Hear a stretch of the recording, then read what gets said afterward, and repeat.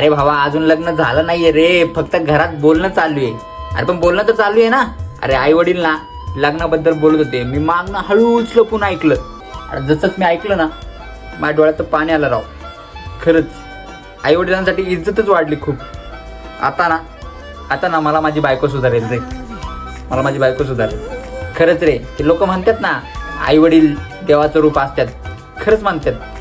खरंच आई वडील हे देवाचं रूप असतात राव. आता ना मी जे काय असेल ना ते तिलाच शेअर करेल, जे काही बी असेल ना ते सगळं तिलाच सांगेल.